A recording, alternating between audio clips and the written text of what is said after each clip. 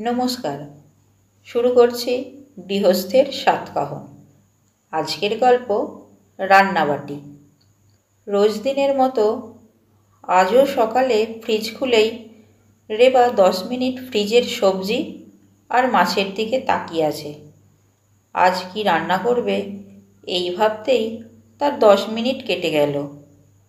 টিফিনে কোন নতুন আইটেম বানিয়ে দেওয়া যায় যেটা টিয়ার খুব পছন্দ হবে, আবার টিফিন বক্সও ফাঁকা হয়ে যাবে, আর একটু হেলদিও হবে।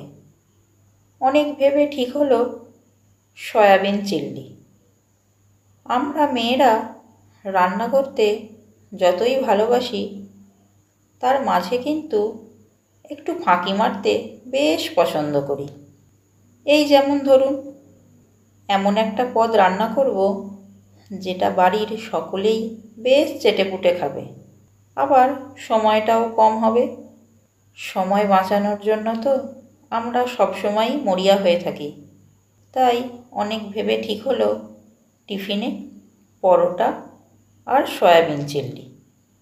রমেন আর টিয়া দুজনেরই টিফিন হয়ে যাবে, আবার রাতের ডিনারটাও হয়ে যাবে।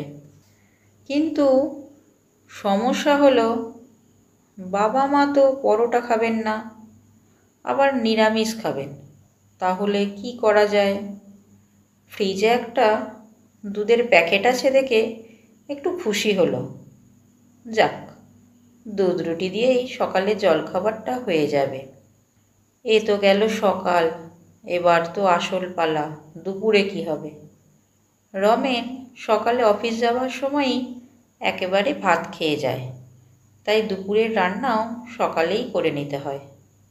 রাতে রুটি খায়, তাই ফ্রিজের সবজির দিকে তাকিয়ে ভাবতে লাগলো দুপুরে কি করা যায়।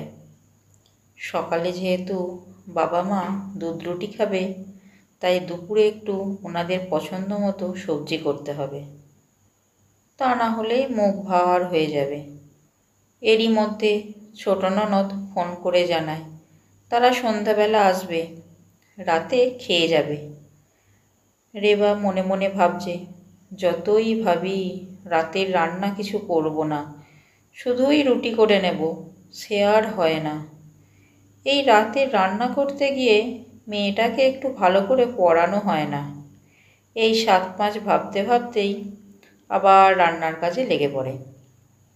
বাড়ির বউদের সবথেকে বড় চিন্তার বিষয় সকাল দুপুর রাতে কি রান্না করা যায়। আবার তার সাথে যোগ হয়েছে অফিসের টিফিন, স্কুলের টিফিন, সন্ধ্যাবেলার টিফিন। সারাদিন শুধু রান্নারই চিন্তা। এই ভাবতে ভাবতেই দিনের অর্ধেক টাইম চলে যায়। ছোটবেলায় আমরা রান্নাবাটি খেলাতে এতটাই অভ্যস্ত হয়ে গিয়েছিলাম যে বিয়ের পর এখনও সেই রান্নাবাটিতেই আবদ্ধ হয়ে আছি। ধন্যবাদ।